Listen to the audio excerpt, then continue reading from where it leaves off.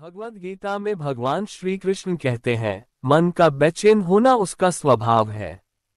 हमारे मन को लगता है कि अगर वह अलग अलग बातों के बारे में सोचता रहेगा तो हमें आने वाली हर मुश्किल और मुसीबत से बचा लेगा। पर ऐसा होता नहीं है। हम अपने जीवन का काफी अधिक समय सोच विचार करके परेशान होने में निकाल देते हैं। भगवान श्री कृष्ण कहते हैं कि मन का ये स्वभाव बदलना मुश्किल जरूर है, असंभव नहीं। अच्छा, अब आप एक बात बताएं, क्या आप कौए को कह सकते हैं कि वो कांव कांव की आवाज ना करे?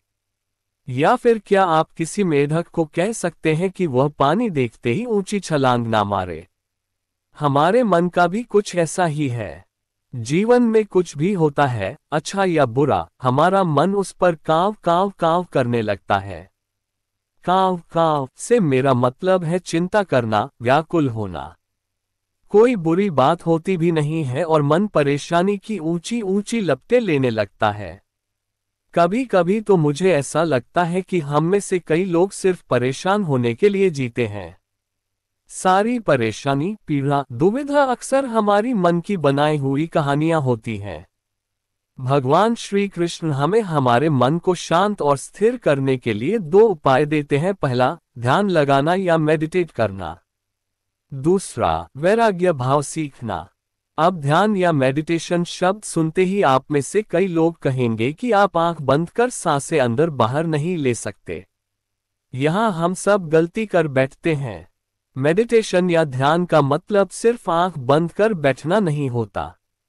मेडिटेशन का मतलब होता है अपना पूरा ध्यान किसी चीज पर लगाना और उसे हटने नहीं देना।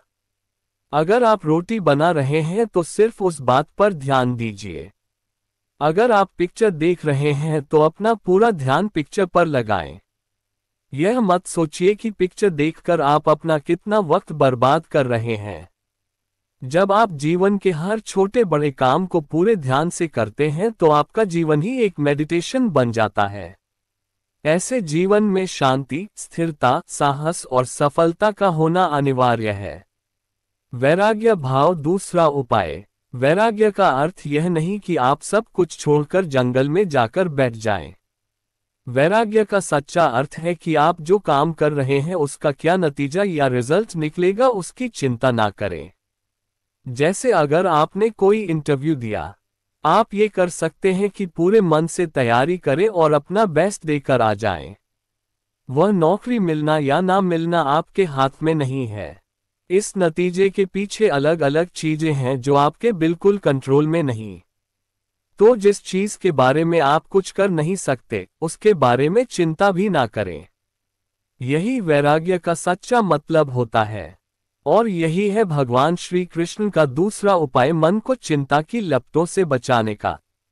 याद रखिए, आप पूरे के पूरे इंसान हैं। समझदारी, संयम और कुशलता से भरे इंसान। आपका मन जब भी कोई की तरह अलग अलग बातों पर आपको परेशान करने लगे, तब अपने मन को भी प्यार से समझाए और शांत कर लीजिए। बस अपने ऊपर विश्वास रखिए कि आप कभी अपना बुरा नहीं होने देंगे।